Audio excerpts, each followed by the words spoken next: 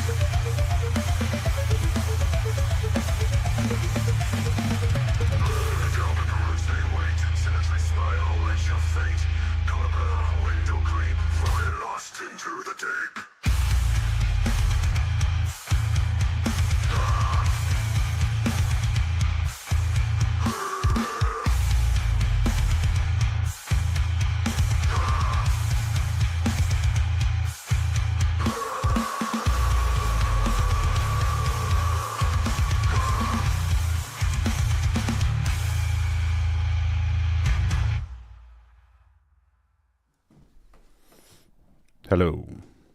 They want to give. Ooh. So, here we are. Oh. Well, shit. I guess I forgot to change that. Boink. There. Correct date. Didn't even think about changing the title. I think my audio, I'm going to turn this down a little bit. I don't know. But my audio just didn't seem to be very loud yesterday. But that's okay. So, what do we have for today? Got an award-winning, of course, short, I don't know if it's low budget or not, indie movie called Supernatural Horror Short Private Screening. An invitation to a private screening, Curiosity brings a select group of film goers to face a moment of wonder and impossible terror. Created for the 16th annual Guignol Fest, Guignol Fest, I don't know, established in Portland, Oregon. So, I don't know. That's the description.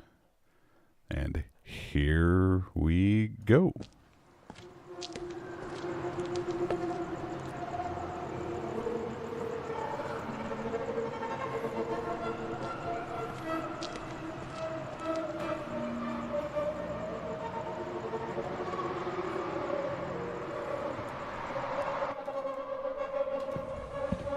A friend of mine's wife used to live in Oregon. She warned me about Portland. She said, if you go to Oregon, don't go to Portland. I understand why. I've seen this. I'm gonna get out of here. I want to see the movie. I got a motor.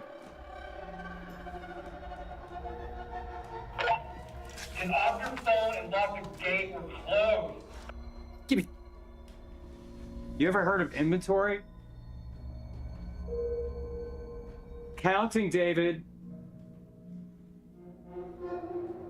Quit picking on him, hypocrite. You're lucky I'm even letting you do your little creep show in there. Oh, big man, big finger. I swear. The thing I hate about all indie movies anymore is that the quality is just superb, but the acting's terrible, the stories are terrible. Oftentimes the shot composition is literally just nonsensical.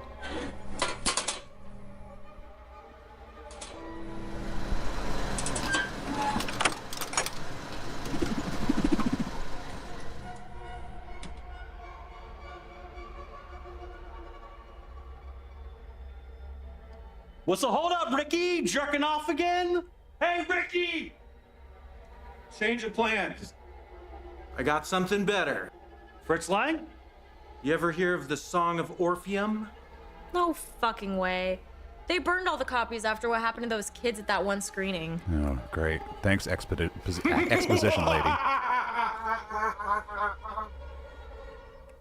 I think it's funny. Mass suicides are funny. Mass suicides aren't funny. I don't In find it this appealing in occasion, any I'd degree. welcome a mass suicide. It's appealing.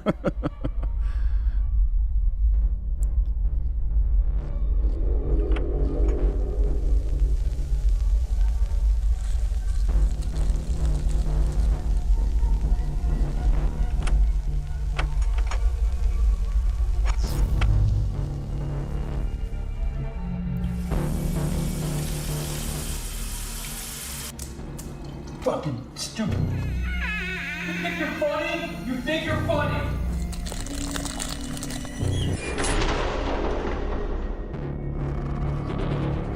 It's like, get to the point. Chop, chop. We've only got 5 minutes. Award-winning, by the way. It's always award-winning.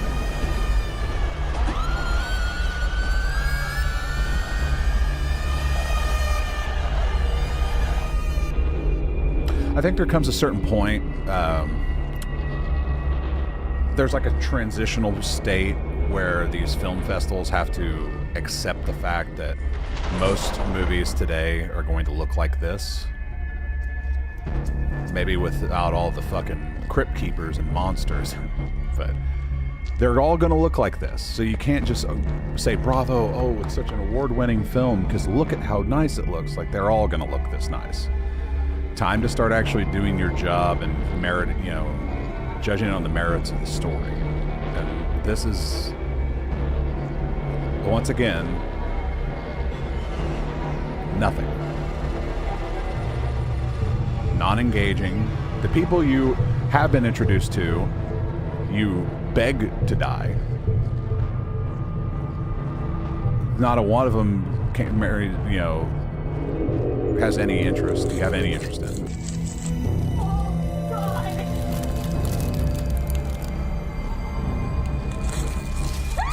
This tilt shift effect is so it's like you can't even make out what's going on. Just things are going on.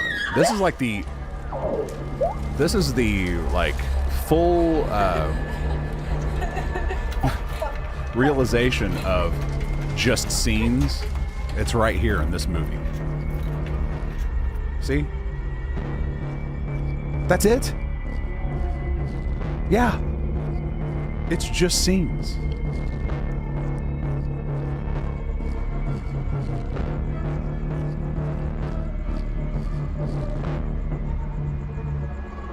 I mean, it literally was just scenes. And tilt shift effect. Look at our camera, and that's it. God. I'm getting more and more disgruntled by this process. I'm becoming more jaded and more cynical and more angry over the whole thing. Also, the thing that I started this stream with is something that I love. I should point that out. It's basically AI. I love AI. I shouldn't love AI, but I do. I love it because it's going to destroy all of this. It's going to remove all this campy, crappy, we're telling our story. Like, who fucking cares about you? Like, you have to make us care about you. If you're telling your story, you can't just thrust it out in the world and say, accept my story because it's my story. And if you don't, then you're a bigot and a racist and whatever negative thing I can say as a petulant child who didn't get my way. AI gets rid of all of that. It destroys it all, throws it all in the gutter. And what it replaces it with is some of the most mind-bending, surreal, uncanny visions that only your nightmares could create. And that's that's like the beginning phases of AI. It's going to eventually get to the point where it's going to remove everything. Everything's going to be undone. Entertainment is going to be AI, because show me a time in history where the cheaper and more efficient process or thing was not chosen over the more costly and time-consuming method. You know, I mean, there's always going to be those people who take the time to run their own printing press, or scribes that write out their own books in hand etching, whatever, and people who still, you know, go around on horse and carriage. There's still going to be these Luddites that hold dear to their traditional ways, but the majority, they always go with the new.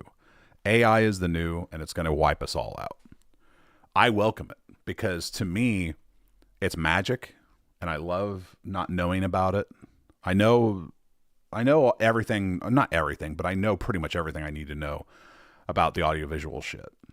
And I don't know shit all about fucking, you know, AI. So to me, AI is just like the perfect amalgamation of new tech. It's the new it's the new horizon, the new frontier. The internet, when it first kind of hit, was the new frontier. And there was a lot of interesting things that were popping up.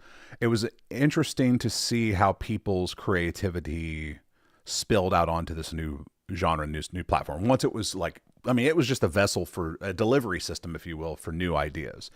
The websites that promoted those new ideas were abundant in the beginning, and it was crazy and a lot of people, everyone has their own sort of, you know, memories of what they enjoyed about the early internet and what they took in, their favorite websites and such. And mine just happened to be a site called, at the very, like the late 90s, my favorite website of all time was mp3.com. I just love that site.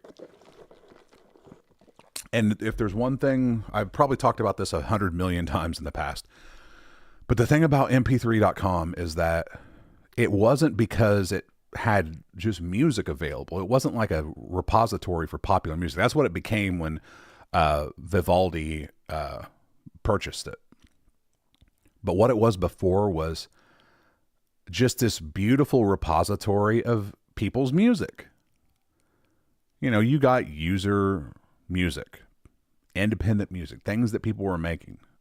And it wasn't like, and yeah, you got the tryhards and the people who would, like, you know, who were sniffing their own farts for far too long and had their head up their own ass thinking that they were the greatest thing since sliced bread. But you got these magic pieces that were just explorations into what you could do with the art form. And a lot of it wasn't new. Some of it had been around for a while, but I was just becoming exposed to it. And I found out about a lot of stuff off of that, and I loved it. The second thing that I really got into and I felt was like one of the greatest single pieces of early internet creativity on display was you'rethemannow.com, where it was literally just photos or GIFs with like a loop of music and just and like some text. And that's all you had, because this was all before broadband. So it was like what you could learn to do, that and newgrounds.com. So I guess there were 3 sites that I really frequented a lot. But the exploration into, you know, Flash animation, you'rethemannow.com, and MP3s were like the new wave of creative endeavors, the way you could really just kind of explore your own creativity, put things out there in the world. And it was interesting to see what people could come up with. Then YouTube came along, and it just sort of went back to the tried and true, you know, here's video, once mp3.com was taken down and all these other places kind of went to the wayside after broadband, it all went back to video. And while there was still some creative periods, there was a lot of people doing different things. It just still felt so traditional. AI is like the first step toward something new and interesting that is like, I don't know, that's just can be explored in so many different ways and so many different avenues, and it's just on the brink and it's on the fringe, and I love it. Eventually it's going to be so good that you're going to be able to do whatever you want. I wish if I was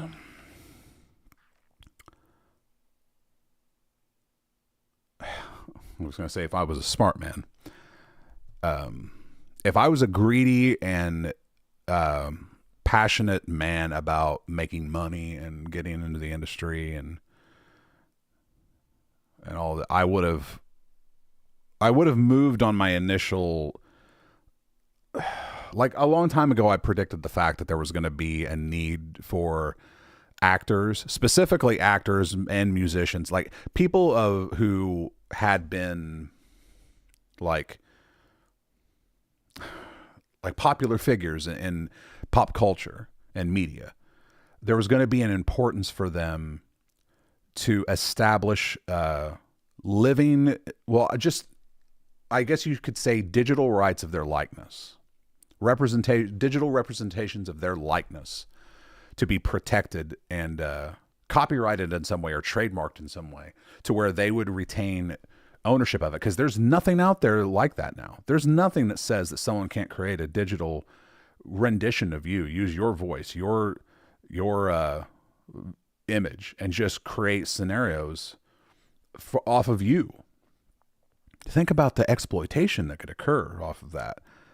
I was thinking about that decades ago. And the more deep fake became a thing, before AI really started to pop up, I was like, this is going to be something like what I was talking about. Like, people need to approach actors and the estates of old musicians and actors and tell them, listen, you need to lock in the rights of yours or your family members or whoever was responsible for the art. You need to lock in their likeness rights or their rights to their, I wouldn't even know how you'd phrase it, but you need to get a lawyer to draft up something and get it drafted up quick, because there's going to be a whole wave of new tech coming that's going to exploit your loved ones. I think around the time when I started to see when I started to realize it was on its way, was the the hologram Tupac and all that stuff. I was like, we're close now. We're getting really close.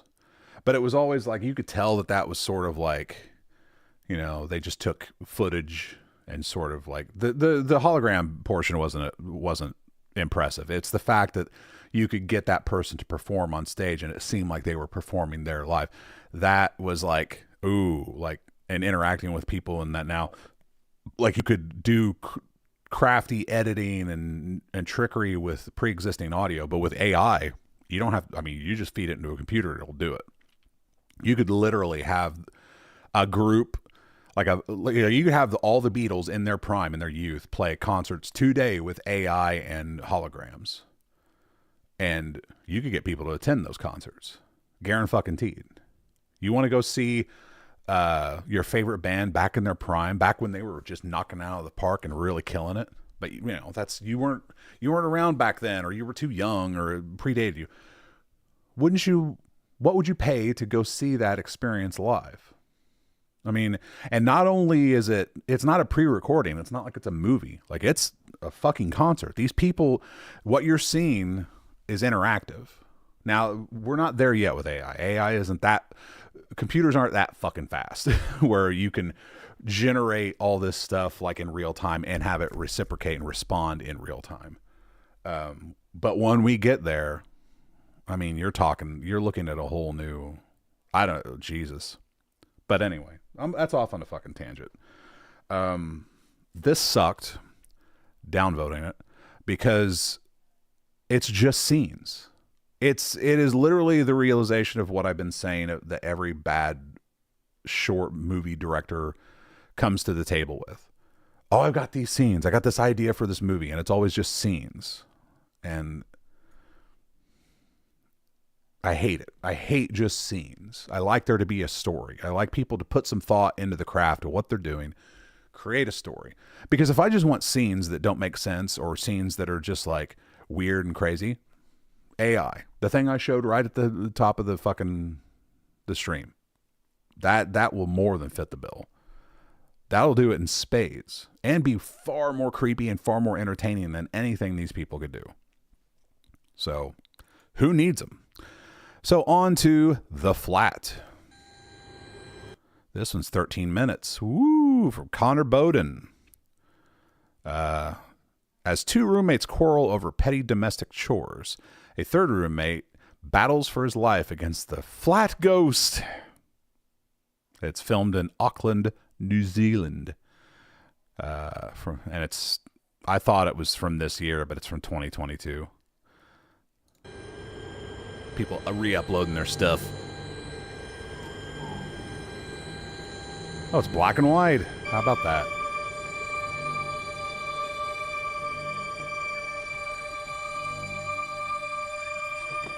Hey.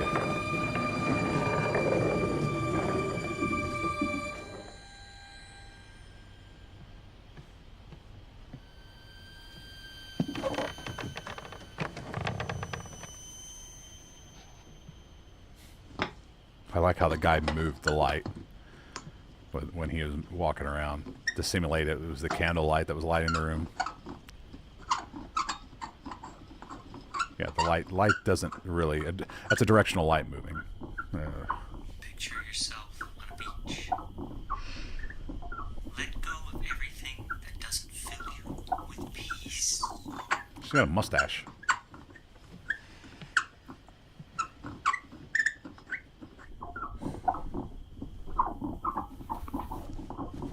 How long does it take to screw in a light bulb?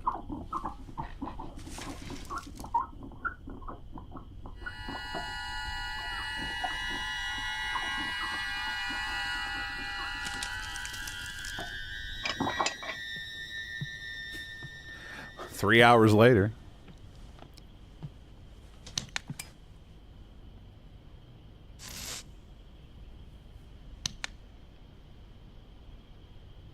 That's a wiring issue, bud.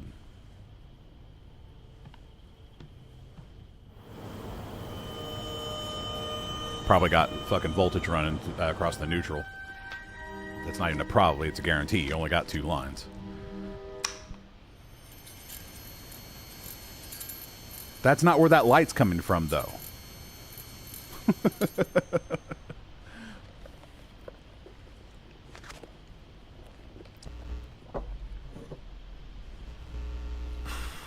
Oh.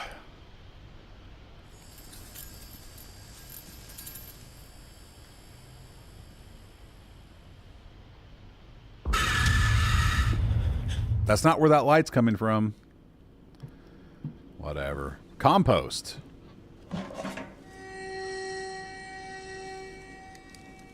They do things weird in New Zealand. What's wrong with her? Oh, that was a shadow. I was like, what the fuck's wrong with her chin?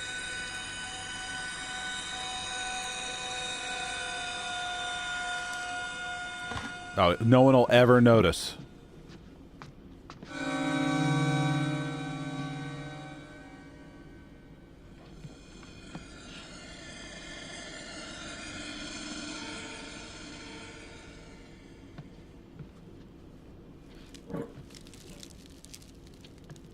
Why are they not speaking? Is this supposed to be a silent movie?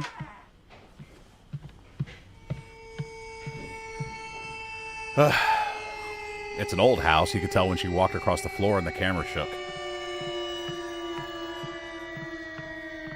Watch the camera bounce. Oh. Picture in picture.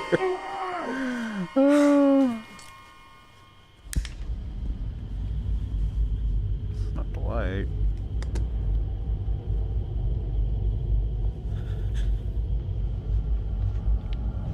Oh, oof.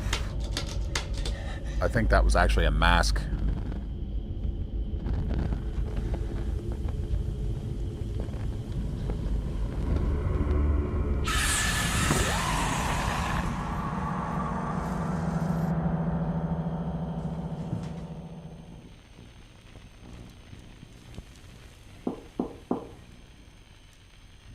gonna say something?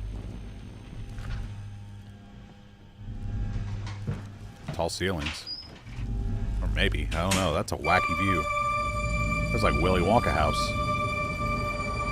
Was he jerking it? No.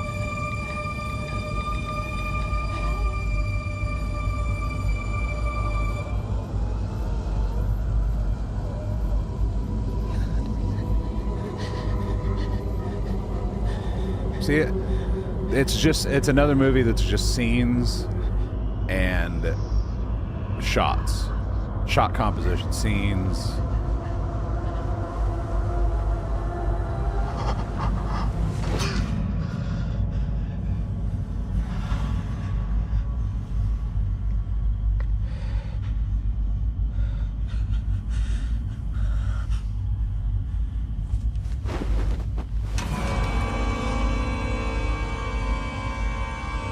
A little bit of trick editing there.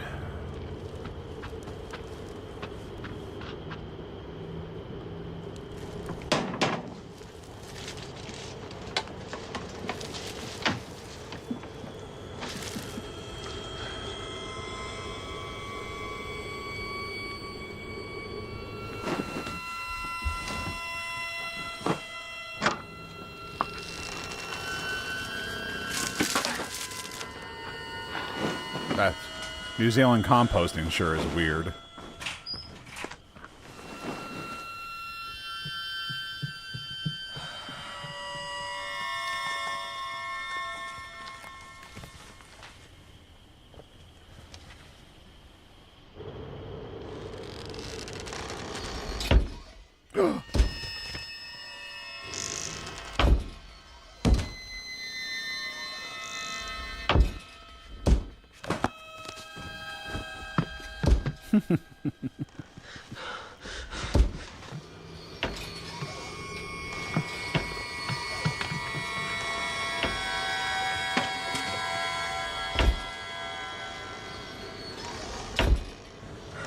See, I think I can already see the shot composition. Like, I could just imagine the person who shot this storyboarded this. He has certain shots. He knew the location. He knew he wanted to see. He or she knew what they wanted to see. And that's all they were going for. It didn't matter how they got there. They had to get to the, like, the shots that they had. Like, this is the shot that I want. It only serves the purpose of being in here because the person storyboarded it that way.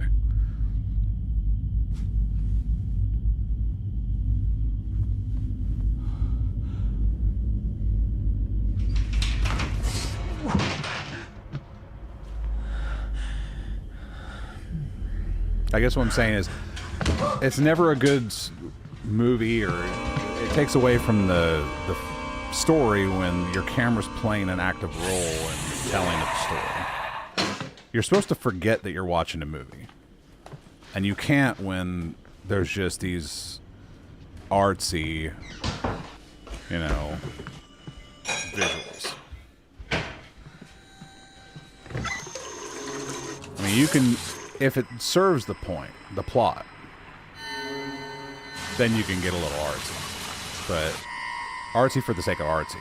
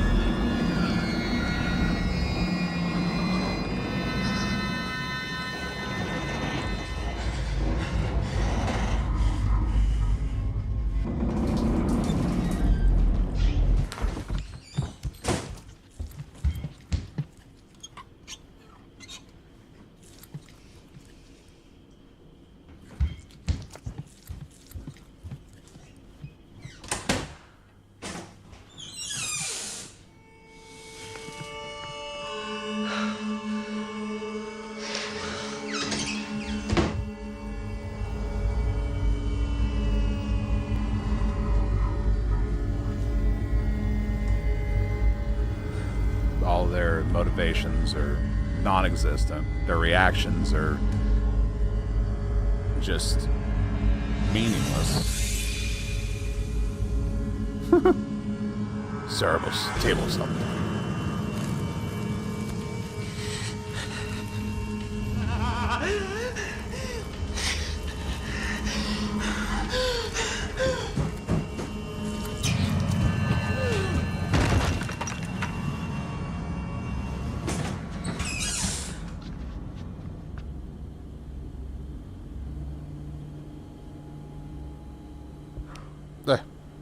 Okay, well, now we're supposed to believe the guy slid on concrete floor.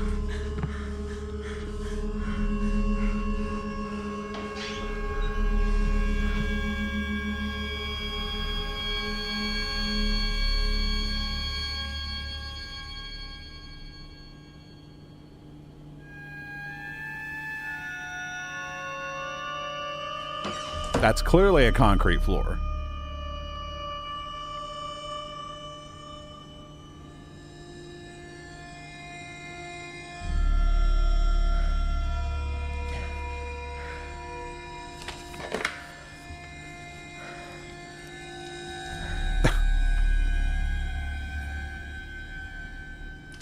This isn't blood.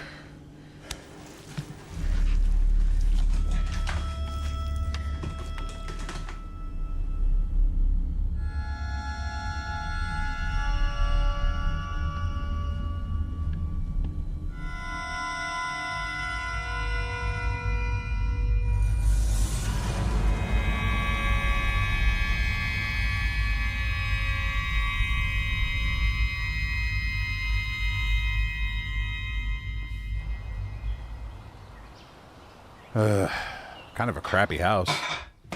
High ceilings, though.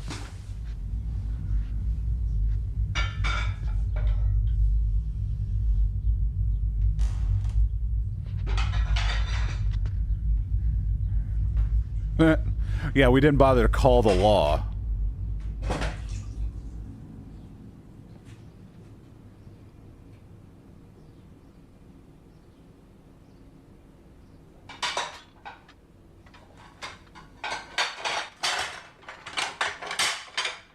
Ah, dirty dishes Jenga. It's nice to know they play that like on the other side of the fucking ocean, the other side of the world.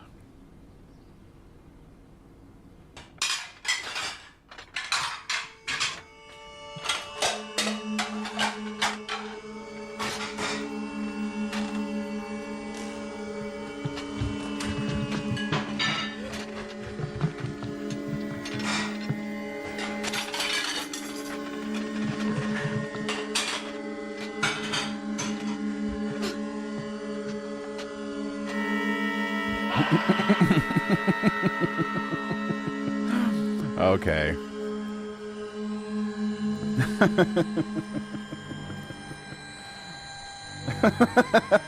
I'm sorry, the absurdity of that last shot kind of won me over.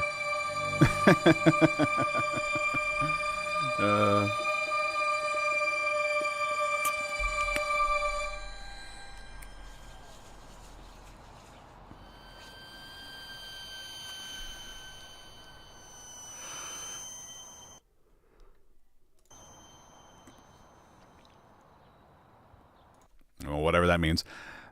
It wasn't too bad. I mean, it was basically everything I always say. They were trying to tell a story. Let me back up. It was trying to tell a story.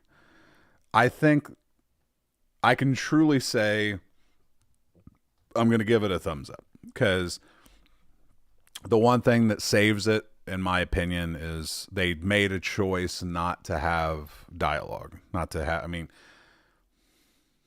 that went a long way with this one, because overall, it's just a ghost story, it's far-fetched. The director tried some shit. I was slamming him because he's putting in shots that are just pointless, artsy shots for the sake of art. But, the editing trick with the ghost and the all the stuff with the ghost, the actuality of the ghost, like when he threw the sheet in the room and there's a person standing there, that's clever editing. I'll give him that. And the stuff with the floating dishes and everything at the end, that was pretty clever too. It's quaint. It has a charm to it. And I think that if they were talking, because they were doing, you know, they had the shittiness between them and a little bickering about the water and this and that and the noise. You know, they're a bunch of flatmates that kind of don't like each other, or there's some tension between them. But I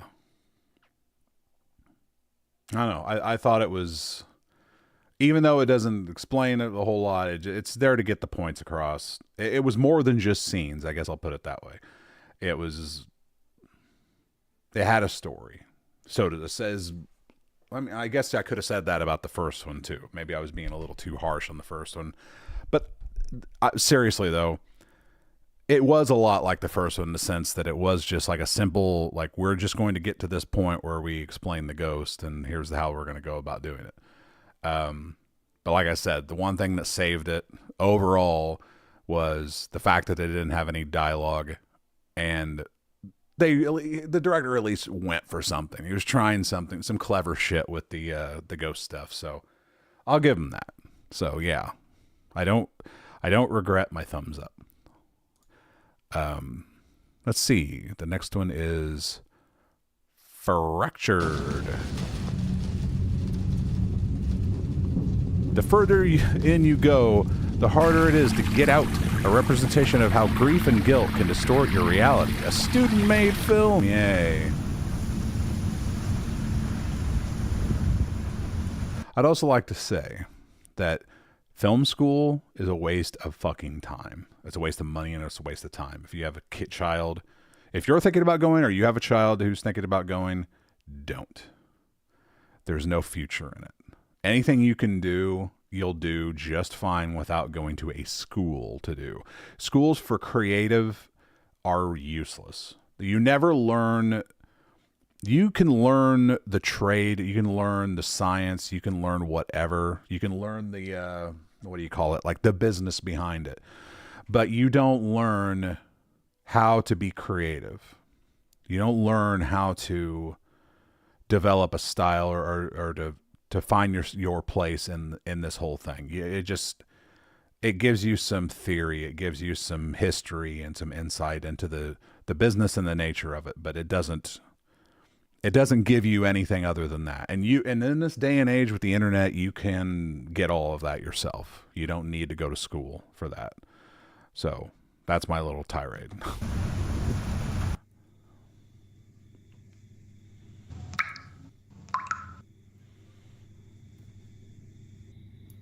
It's not good blood.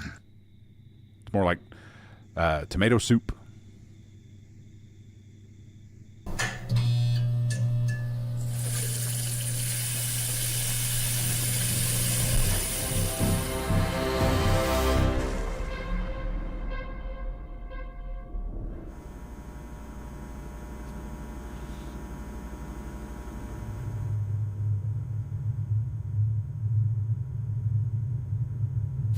This isn't eerie, it's a door.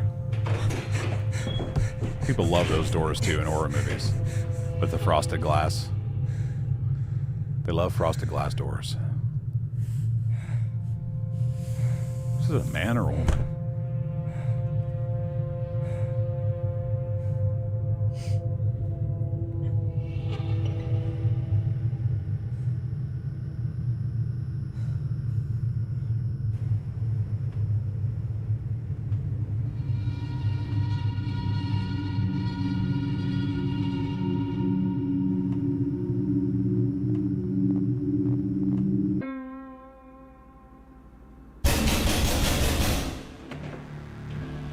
See what I mean?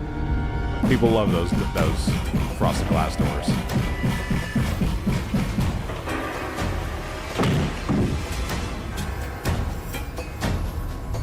We're just doing the scene thing again, aren't we?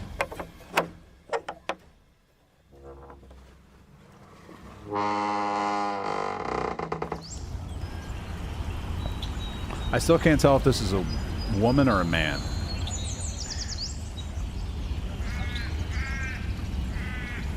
It's a man, I think. That was just a really weirdly low-cut top for like a man that he was wearing in the house.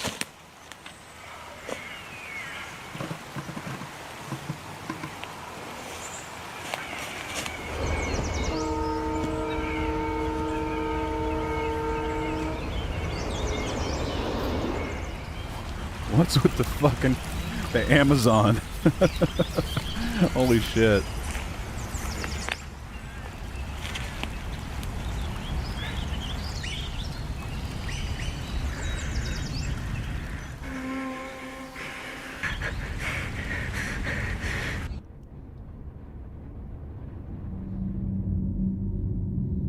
I don't know why people think the outdoors is just always a buzz with fucking like birds and wildlife.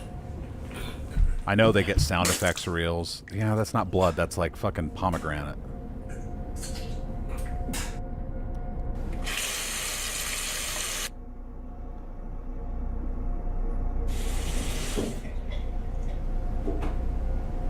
Ooh, all your audio's on one side.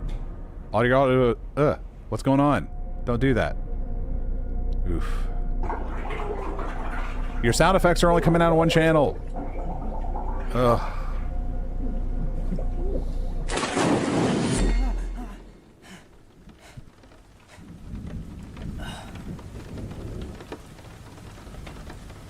I don't like it when people try to do audio post and they have no fucking idea what they're doing. Because they think, oh, something's happening to the screen hard right, so I'm going to only have it come out of the right speaker, or the left speaker, whatever. That's not the way stereo panning works. It's not the way it works in, like, headspace.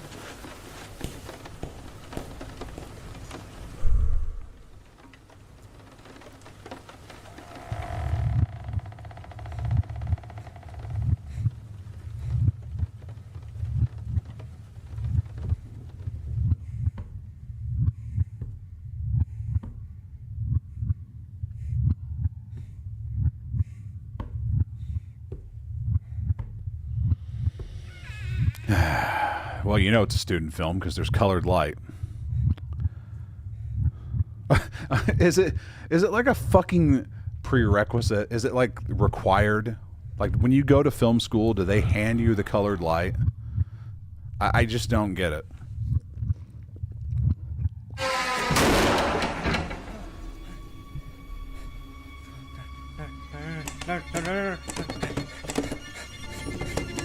The hell was that? What? What is that? Why was that guy making that sound? I mean, it was overdubbed, but it was fucking... He's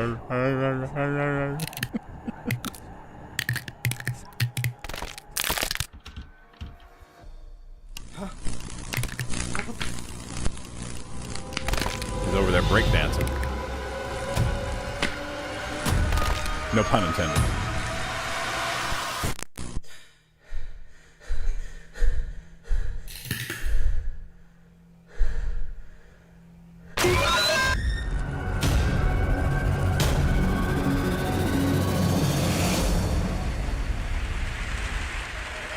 Just scenes once again. For real.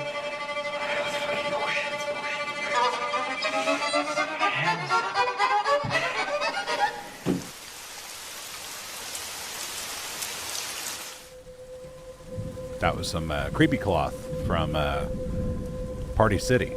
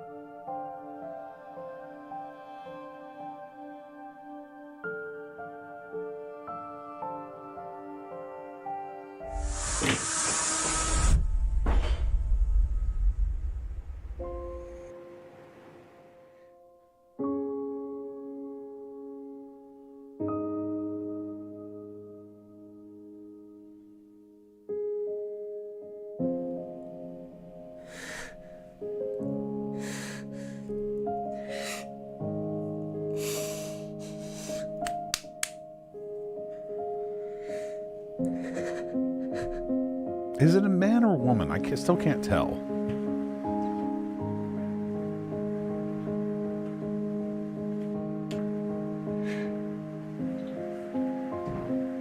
All I had to do was turn the red light off. It was that simple. Now I can finally rest easy.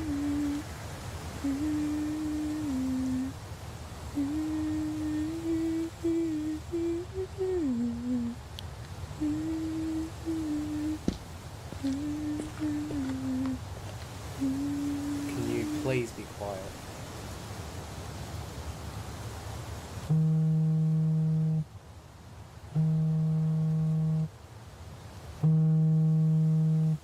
No.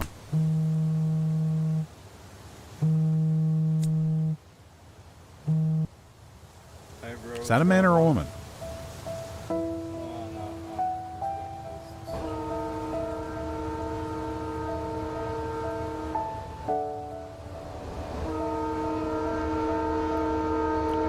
What's you guys jump out in front of the train?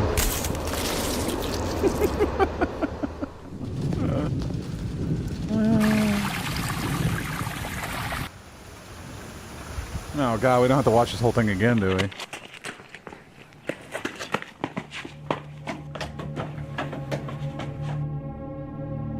There's that door again. He left the screen door open. For dramatic effect. We gotta make sure it's absolutely 90 degrees. We don't want to tip off the audience. Oh.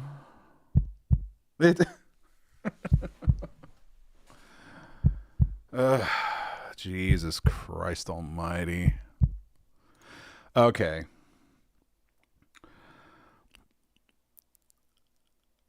Okay, it's about a guy suffering from depression over the loss of his girlfriend due to suicide.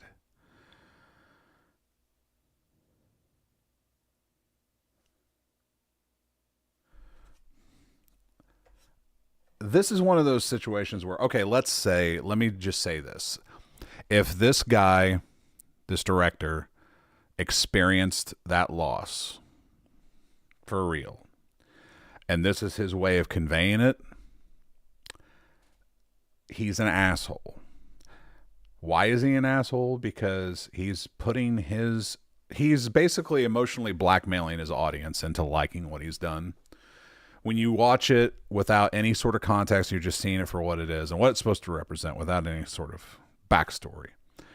You can judge it on the merits of what it is, which is not very well told, plagued with issues. I mean, this guy's in film school and he's like making really, really just basic, mistakes, especially with the audio post. But mostly with the audio. But I would feel ashamed of myself. Like if, let's say my wife died and I felt like, for one thing, I would crawl out of my own fucking skin. It would cause me to crawl out of my own skin if I sat around with a bunch of other people watching a movie I made about how I felt about my wife's death. That to me is, what do you call it? What do you kids call it? A icky? That's what I would call it. It's, now you could say like, well, you're just emotionally locked up. You're just a person who can't express himself. Like, no, I fully understand what it means to do this. The art form in which the medium in which you choose, the art form that you choose, the message you try to choose, and then to go so far as to commit yourself to doing it and then giving so little concern to its representation. I guess my point is I delve deeper into the thought process of someone who does this, what it means to them. If someone experienced loss, like let's say this director experienced personal loss of this nature, and this is his way to convey it in a film. He did a bad job. he's not, this is not the kind of thing that he should do to represent any sort of grief or trauma, because it doesn't convey it very well. All he is doing is basically forcing other people to acknowledge his loss in a very public and showy and dramatic way. It'd be I guess I look at it like someone doing this to say, I lost my girlfriend, and this movie explores my feelings about that. It's no different than just breaking down and crying in public. So people will coddle you and be like, oh, I'm sorry, you know. And because that's all it ever is. I mean, if you want to really break it down, that's all it ever really is. If you do anything in public, unless you just are really at a point where you have a break and you kind of, but most people just inherently, I would assume, are guarded and don't want, like, if they're truly having a moment that is like, they're beyond their control, it's exposing. It's something that is uncomfortable. It's not the kind of thing that you just relish and revel in. That is the lie of the world that we live in. That is the falsehood that we put on people to make it seem as though this is just a natural state. It isn't natural. There's nothing natural about it. Our personal feelings are guarded for a reason, and we feel awkward exposing ourselves that way for a reason. It's instinctive in all of us. It's natural. It is a natural biological function of being a human. And for you to betray that is a sinister agenda that's been going on for decades, to try to push beyond this natural instinct to guard oneself from exposing their feelings. Even because the counterpoint is like, to evolve beyond that, we have to explore the fact that our situations and our feelings and our experiences are not unique to just us, and it's shared, you know, between multiple people. We all have the same experiences and feelings, and we can share with one another, and blah blah blah blah blah. And it's like, yeah, we're all human. We all have the same capacity to feel and to express emotions. It doesn't mean that we have to subjugate others in that process, that we have to take them, capture them, and say, deal with my pain. Fuck your pain. I don't want to deal with your pain. I don't want you to make anyone else deal with your pain. You deal with your fucking pain. And if you can't deal with your pain, well, that's on you. That's on everyone, because it's all on us. It's all on everyone. And there's no collectivism that makes that better. And I'm tired of fucking people pretending as though there is. People coming together to coddle each other over a problem is a crutch. It's not a solution. It is not the answer. It is a facade. It's a false reality. It is something that doesn't naturally exist in nature. When people experience loss, when you know someone whose experiences loss, you can empathize with them, sure, but to be like, we now must be with that person, it's an awkward thing. And everyone who goes into it and understands that instinctively within them, they know it's going to be awkward. They know it's going to be not something that they're looking forward to. Because, and let's look at it from the perspective of those who want to treat it as though there's these sessions of social assistance where we can all come together. Then there should be people jumping at the chance. When someone experiences a loss or experiences some sort of personal trauma, these people are like, all right, let's go be there for Jimmy or Susie or whoever, because they need our help, and this is our time to be with them and hug it out or do whatever the fuck they want to do. No, everyone has that same repulsion. Everyone has it because it's instinctive within us. We're repulsed by it because it's a reminder of all of our frailties of humanity and all of the ickiness and personal entanglements that we now have to be thrust into dealing with. And everyone, I'm convinced, after 48 years on this planet, I'm convinced everyone is only out for themselves. So here's the way I'm going to say it.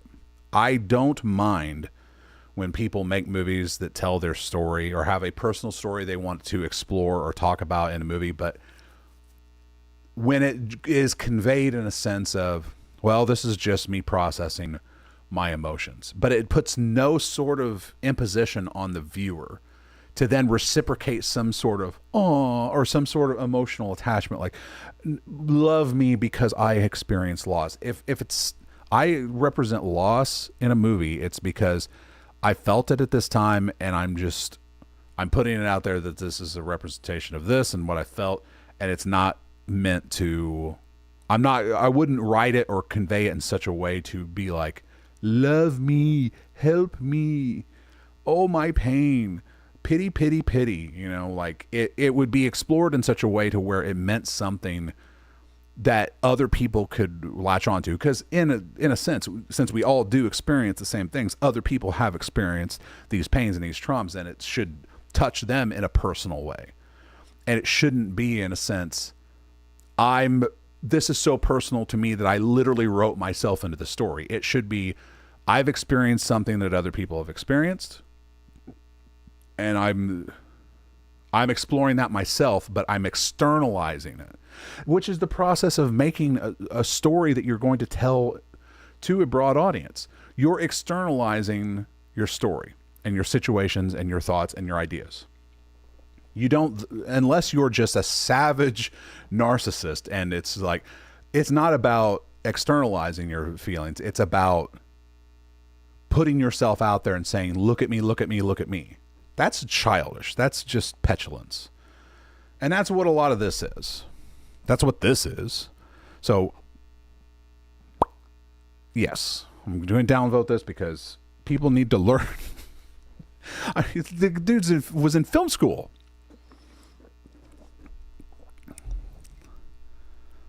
It's student made. Well, here is your first lesson there, James Ward. Your lesson today from a social rec film school is, if you're going to tell a story of this sort of nature, it's probably best to do a little bit of research into how others experience trauma and how others experience regret and loss and pain. Then relate that to your own experiences and try to tell a story that externalizes that process so the viewer gets pulled in. Not make the viewer feel as though they have to come pat you on the back and tell you, you're okay, it's going to be okay, buddy, you're going to make it. It's not a cry for help. That's bad movies. That's the kind of shit nobody wants to watch. So there's that. And do better with the audio. Holy fuck. That was just, I mean, it's just, I don't care. I don't give a fuck if it's off camera to the right. Don't pan hard right. You just don't do it. There's ways to go about it. And also direct audio sources, like when the ghost girlfriend tells him not to be afraid, it's okay to be afraid. You got to do that more subtly, not right up on the microphone. It's not ASMR. You gotta let that shit breathe in the room. You know, because if you can hear popping and effects of the voice on the diaphragm of the microphone, you're kind of killing the aesthetic of what you're going for. So there's that. I'm speaking to no one. I'm talking to my dogs at this point. The next movie is Mirror, Mirror. It's 3 minutes and 53 seconds long. We're right in the action.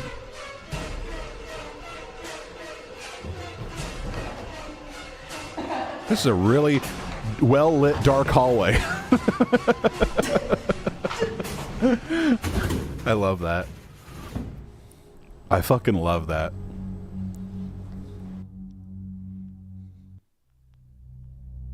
That's a hate crime. I didn't mean to. Oh my god. I didn't mean to. Yeah, try to tell that to the fucking courts, lady. I didn't mean to. Why is that mirror there? Except for the effect of the movie. You did mean to. You did to. You hate black people.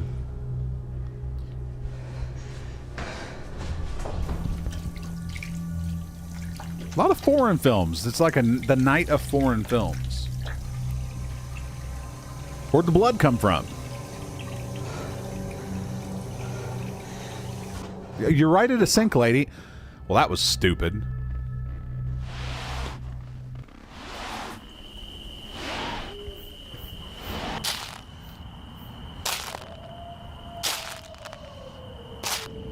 The fuck was she doing? Wiping shit off the lens?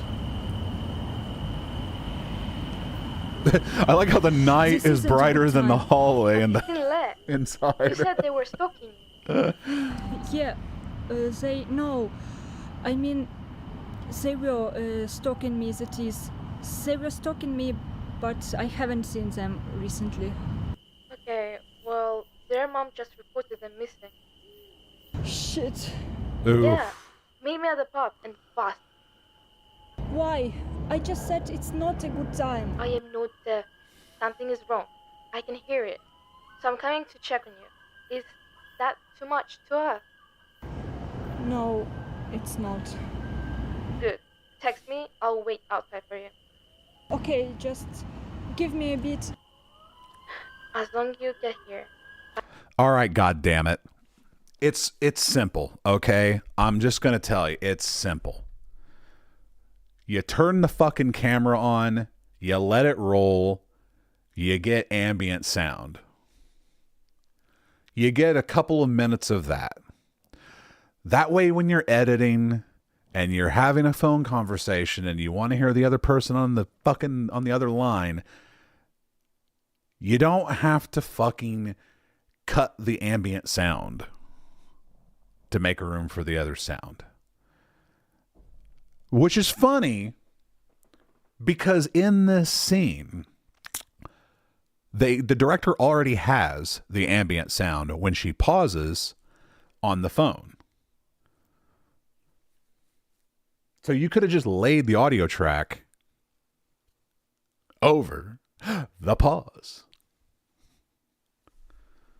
Unless this was edited on their phone and they only had one track, which even on most video editors I've seen on phones, you can layer multiple tracks.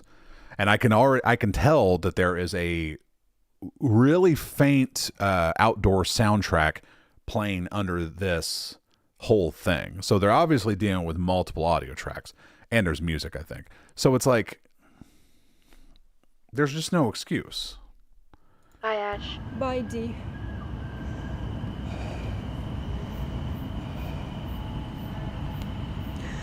Fuck.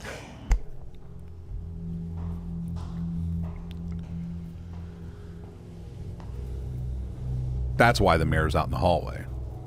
Who wants to live to see the sunrise? Did the person who directed this direct the other one? What? Like, step away from the microphone if you're going to do that stuff.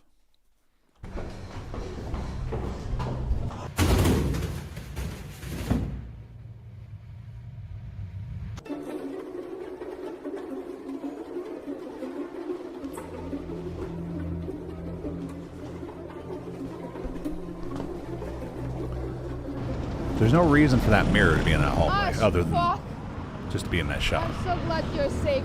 Honestly, this day was crazy, innit? Yeah, crazy. So good.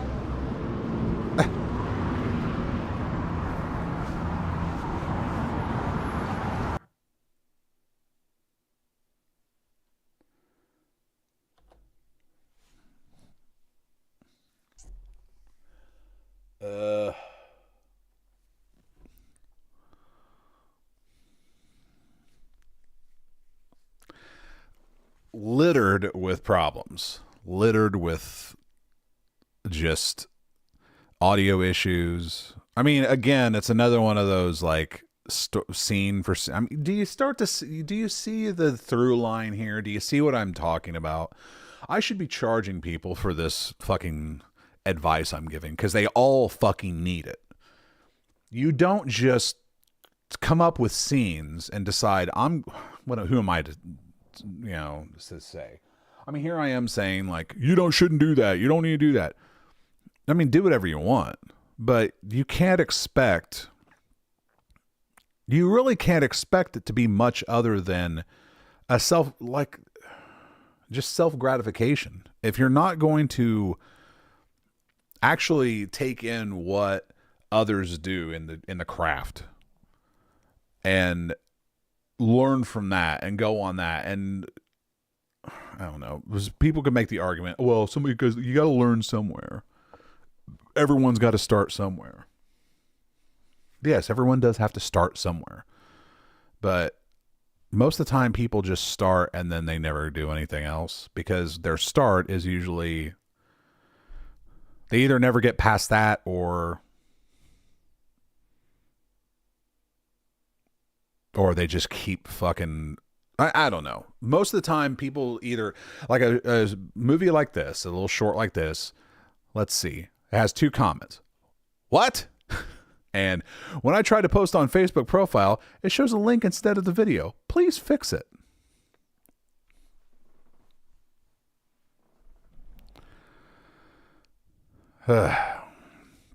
Central Film School 48-hour film challenge. So it's another film school project.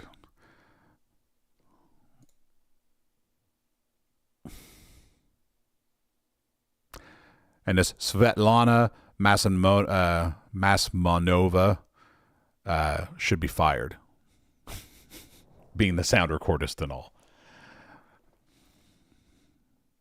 Whatever. Oh, there were 3 girls in this? Anyway, I give it a thumbs down. Why? Because even if this is this person's first movie, they're in film school. Didn't they learn anything? Does the film school not teach anything? I mean, reasons for scenes, reasons why things are happening. Why do we even give a fuck about, like, 2 women are chasing each other through a hallway. One falls down the steps and dies, and then the other girl goes off and has a fucking panic attack, and then she dies in the steps again. Then I don't know. I mean, it's like nobody gives a fuck about the people in this story, because there is no story. It's just scenes.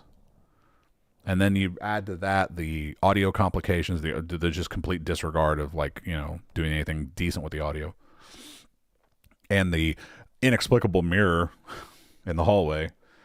I don't know. It is what it is. It is what it is. So let's see. What do we got coming up next? Shadowed. What am I, fucking 5 in, and I'm already, like, fatigued. And they're really short, too.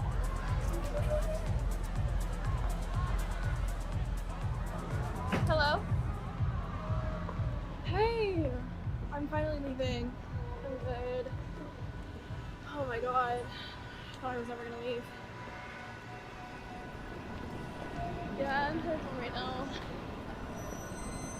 Yep. Yeah, no, I just went with Emily and Bella. She's doing good, you know, she's dating a new guy, so. Yeah, his name's Eli. That's the other thing I should have said in the last movie. When you're doing a conversation on a phone outside or whatever, you also don't have to be able to hear the other side. If you script out the dialogue well enough, you'd be able to pick up the conversation from one end of the conversation. You don't really have to hear both sides. They get this. Yeah, here. I know. I don't know. I think they've been talking for like a week or 2. I don't know. Yeah, I personally think she's gay. I think he's gay. Like, if you want me to be so serious, I'm gonna call you back. I gotta go. What?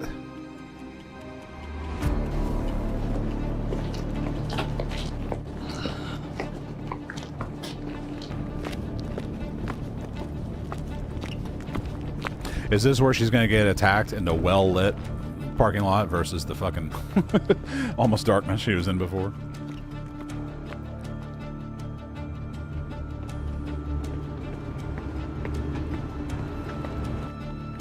Why would you go in an alley if someone's following you?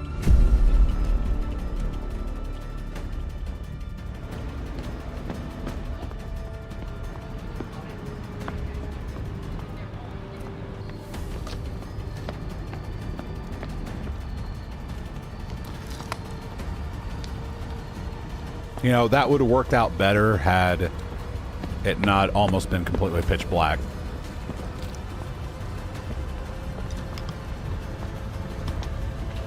Wait a minute, was that the feet of the camera guy? I swear I saw the shoes of the camera guy.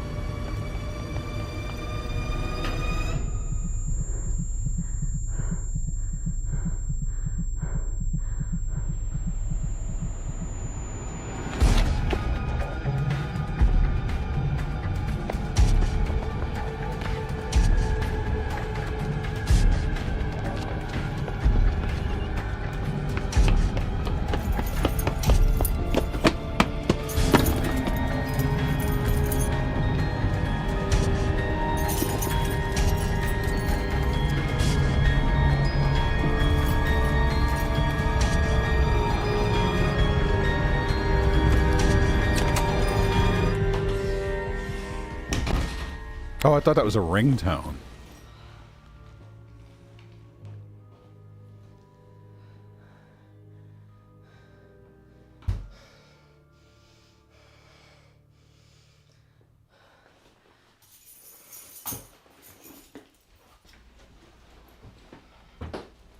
Well, this motherfucker believes in fucking practical lighting.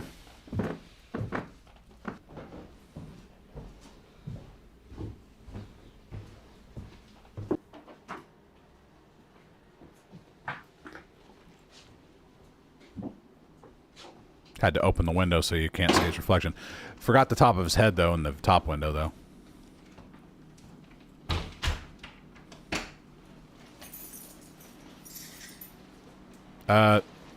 Wait a minute.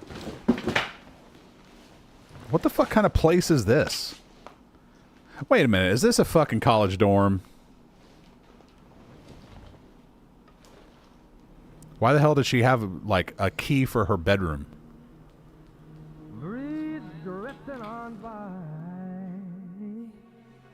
You know how I feel. Copyright strike. It's a new dawn. It's a new day. It's a new life for me. God. Dude. Do us a favor and turn the light on. Good.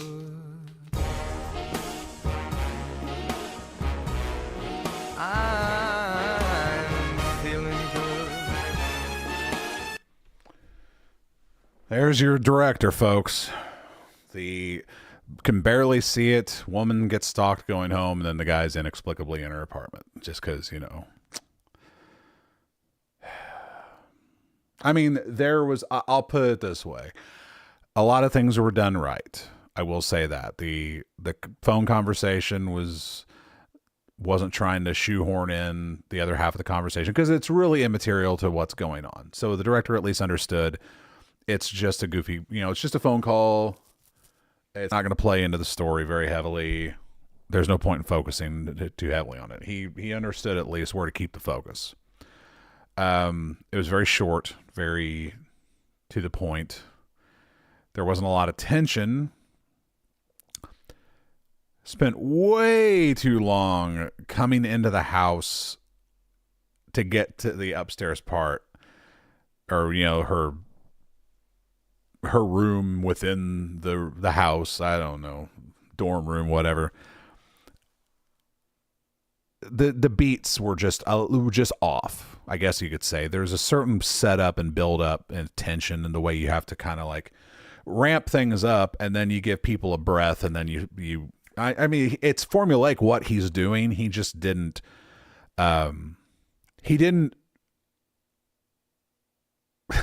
What should I pull it? He didn't execute it very well. But you could see the setups. You could see how it was supposed to play out and what he was going for. It just didn't work out for him. Which, to that end, it's like, okay, you know, too bad, so sad, I suppose. I don't know what else to say other than it shows promise. I'll say that. I mean, it wasn't super annoying.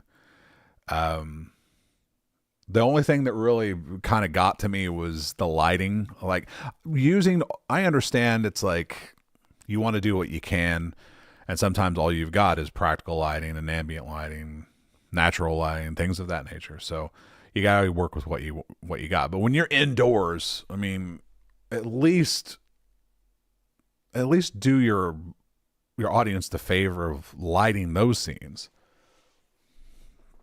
But, you know, I guess he was going for the aesthetic of, you know, she's in her darkened apartment. But I'll give it a thumbs up. I'll give it a thumbs up because it shows promise. No description. Wow, this is just like as blank as fuck for Tejas Morukar. So, but it could be a lot better, but it could have been a lot worse. I guess I'll say that much. Also, I don't know if anyone's actually watching. I can't see. My chat is blank, so I'm just saying that if you are watching and you're chatting, I can't see it. Just so you know, I'm not ignoring anyone. Not saying that anyone is watching, but just in case. That should be a given. Let's see. The Basement.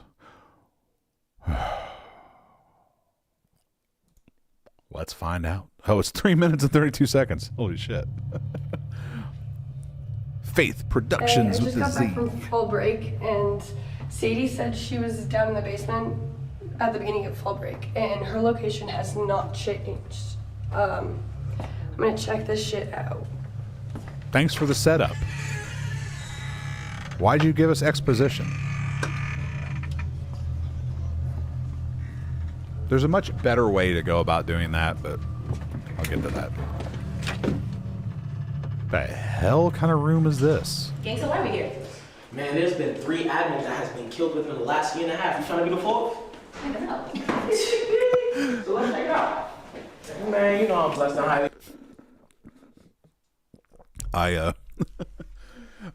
A long time ago, I made a crappy fucking short film with me and my friends, and it was basically to poke fun at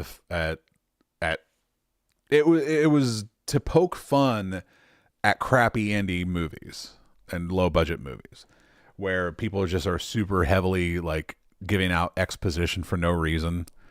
And that's what that is. Like, oh, there's been so many murders lately. Oh, I'm surprised. Like, it's so unnatural that it's just hilarious. But I know that I don't think that these people are doing this as a joke. I mean, I don't know. Any favor, let's get active, y'all. Always gotta do it. Why you mess with the door? Why you mess with I'm trying to see. That's okay. There's nothing in there. Of course nothing in there, but there's gonna be something in here. That's true. When your actors are improvising everything they're doing. And again, it's fine, y'all. Someone who just believes in ambient and practical lighting.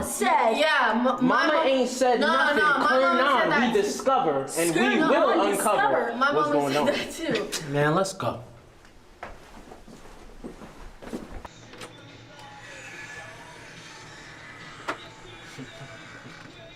Oh, this gonna be sweet, y'all. Focus.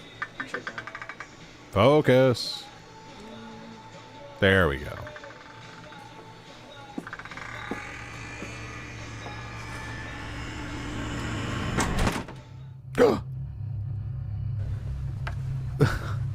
The sinister for no reason things.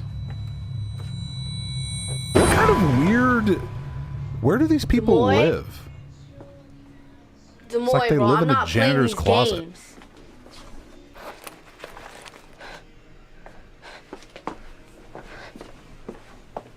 Demoy, I'm not playing these games. You know I didn't want to do this.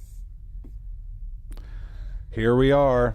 Here we are, folks. The thing that I hate the most. When the entire perspective of the thing changes for one given shot. Jesus. Oh, jeez. Dude, this is so much like the short I did. Image. Image. Oh, is it daylight out? Image. Oh no, this is that confusing. What is it? What is this place they're at? Is it like an old radio station or something? It's got to be, right?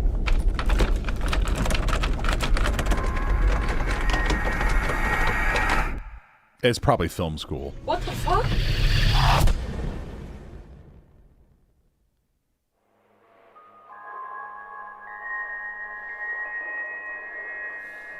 Scenes.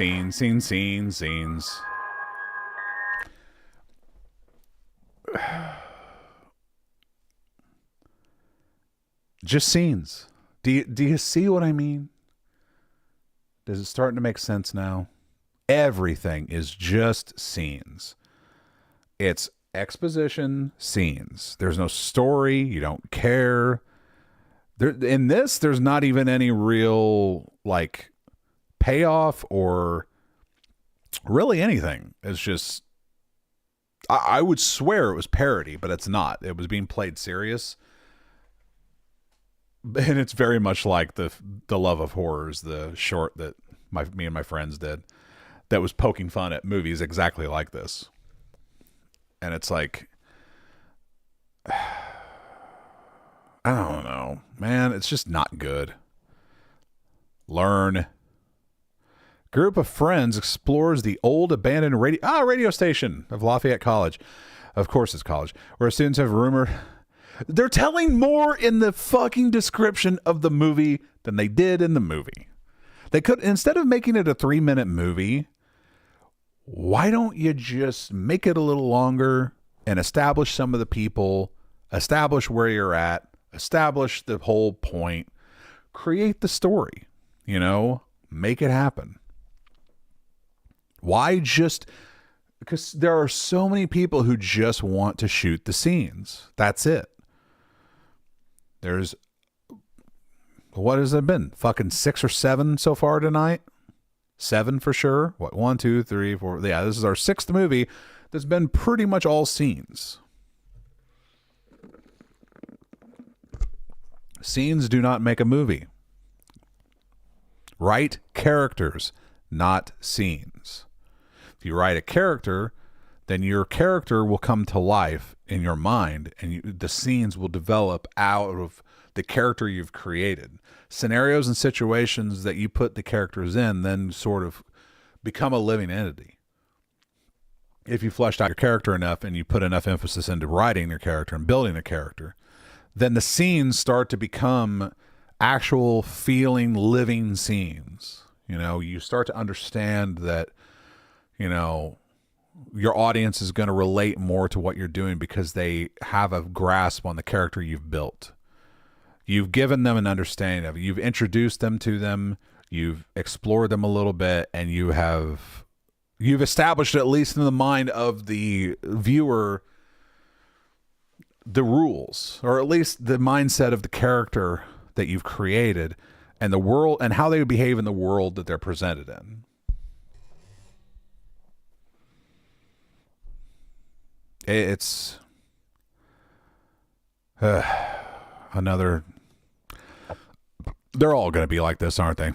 Blurred Allegiance. Blurred Allegiance. This sounds familiar. This is 2 minutes and 58 seconds. Holy shit. Ooh, 60 frames per second.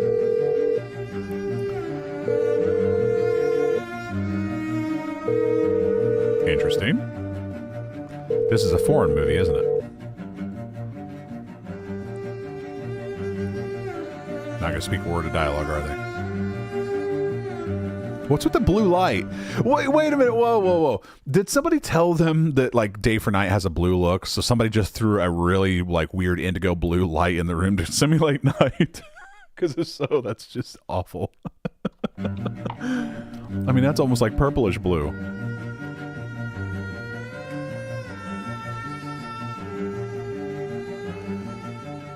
Ugh. Yeah, we see the reflection of the light.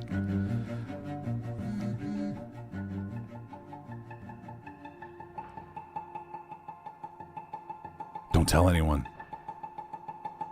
Certainly not him. If I don't tell him.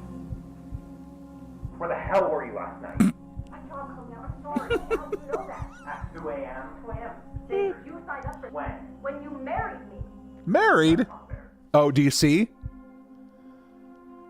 If I do tell him.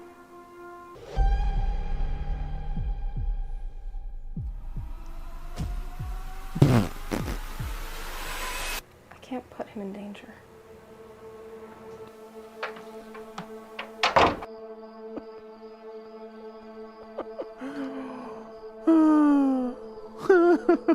I thought it was foreign. I was obviously wrong.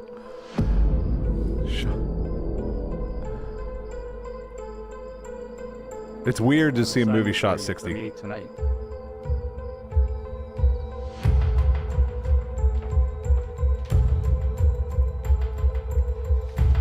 Confidential. Ratchet. Ransom. Drug trafficking. Assault with a deadly weapon.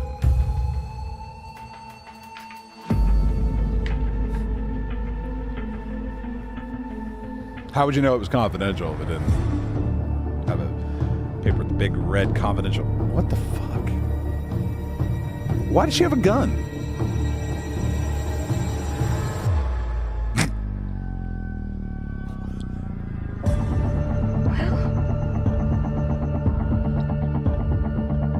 What is going on?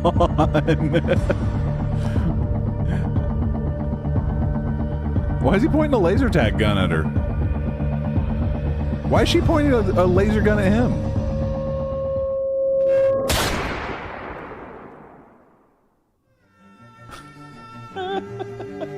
I do.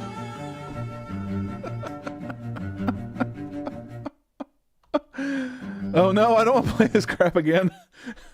This is, I'm sorry. It gets a thumbs up for me. Why? Because it's so fucking goofy. For one thing, it makes no sense. I know it's just scenes. But it's so it's just so like thrown together and crazy that it's like you can't. I don't know. Something about this one was there. It's so.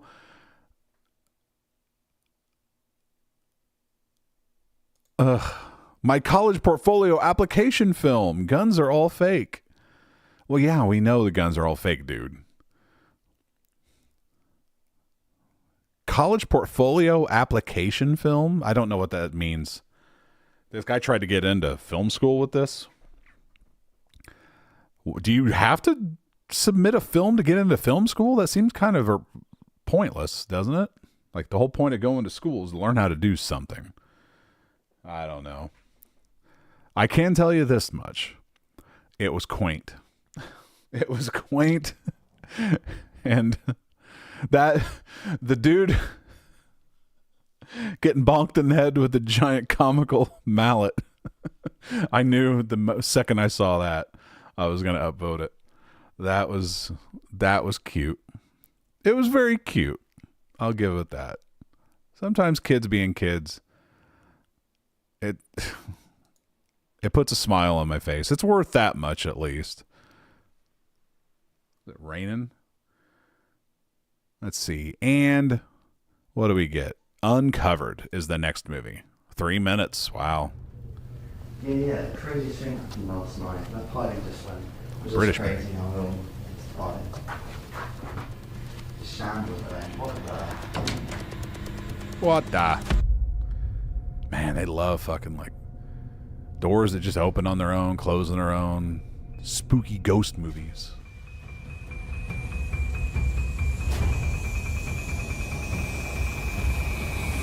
Oh, I wish I went to that party.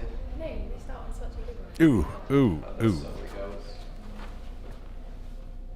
There he is. Dude. Hey man, bit hungover.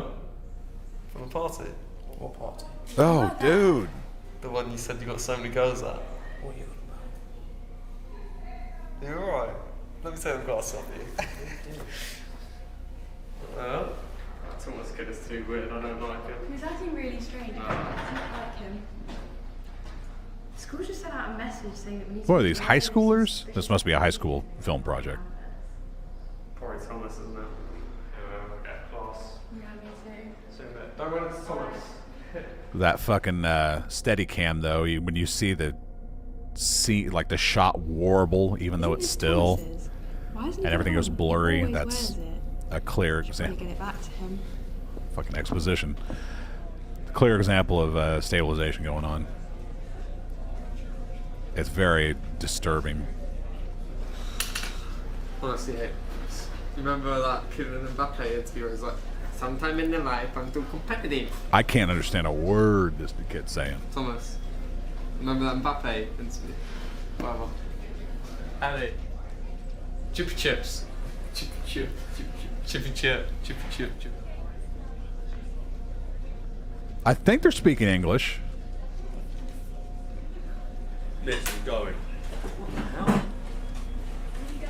Thomas, you forgot your bag. You're also wearing sunglasses in school for some reason. Not cold, so. Yeah, very weird. I like that.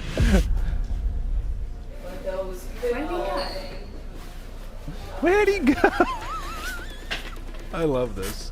This is funny. Then she found a key. Maybe he's in his locker.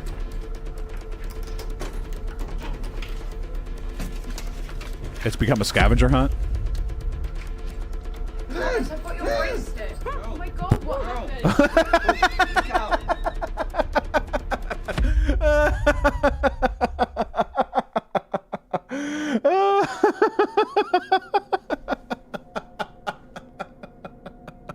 Thumbs up. Absolutely.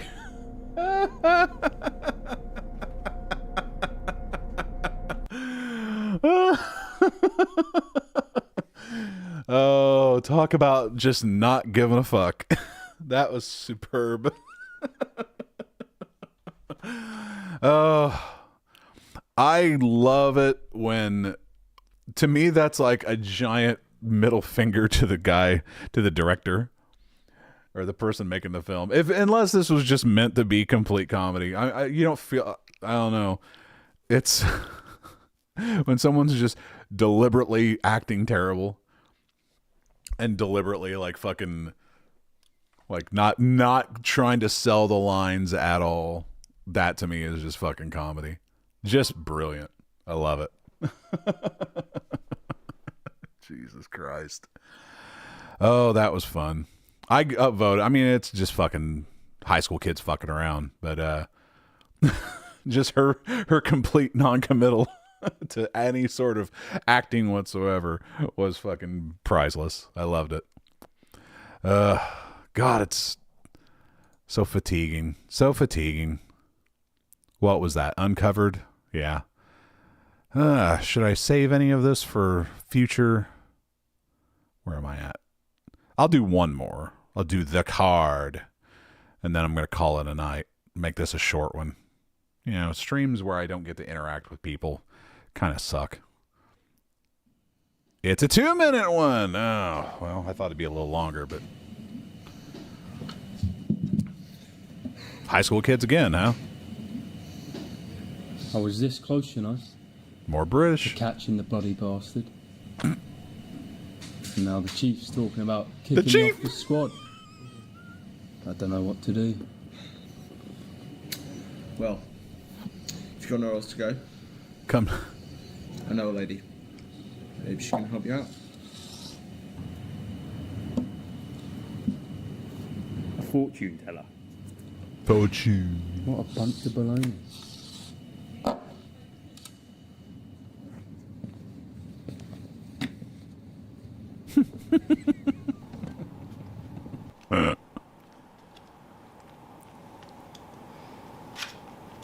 Now, the moon represents uncertainty, confusion. The person you're looking for is right underneath your nose. Even more so with the magician card. They are very cunning. The Tower. This suggests that they have suffered a broken thigh, or they're about to undergo a major upheaval in their life. Nice work with that case last night. Thanks. Honestly, don't know how I solved that one myself. Solve this one, and you make chief detective. Who are you? Thanks, Janitor Joe. Was that Uncle Billy?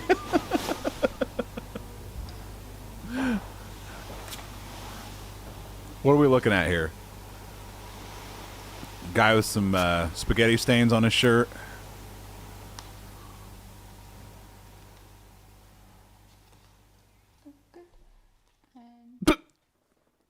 What the fuck was that? What the fuck? Okay. It made no sense. Absolute Cinema, another classic from the famed studio ME. Or the famed studio Me. This guy's just fucking around. Just fucking around. Just some kids fucking around. I'm going to give it a thumbs up just because when you're having fun, you're just having fun. As long as you're not making your audience like, when you're trying, this is what I mean about like trying to emotionally blackmail your audience or hold them hostage and force them to feel certain ways about things. This guy's like, no nonsense. I'm just out here shooting some stuff. A kid pretending to be a cop, a no nonsense detective. And those fucking crossfades of his face. I haven't seen the that crossfade. It's not a crossfade. It's a what is it? It's a dip transition. It's got a specific name where it's like a luminance fade, and no one uses it. I've never known a way to use it. It's so odd looking and obtrusive, but to see that in a movie, I'm like, oh my God. I mean, it wasn't even really his expression. It was more or less that transition that got me. So, oh, that was pretty fun. A fun night of a lot of British and foreign movies, a lot of just scenes. Some of them taking themselves way too seriously, others just having fun, having a good old time. Yeah, I think I'm going to call it just because I kind of went in on a high note. I don't want to go back down the path of like, you know, some really awful one just putting me in a bad mood. I'm in a good mood now. I think these last two kind of, you know, I love it. I love it when it's just kind of goofy and off the cuff. I love things like that. So I'm going to leave it at that. And I'm going to pick this up tomorrow night and see where we go with that. And hopefully it goes somewhere. And hopefully somebody either watches or my chat starts working. Either one. But either way. So yeah, I am going to take off. Have fun. I mean, it's an hour 40. Still pretty good. Pretty long stream. So. Oh, it still says Sunday. Crap. I should have changed that. I changed the date, but I didn't change the fucking... Oh, well. Well, I'll fix that tomorrow night. So, later.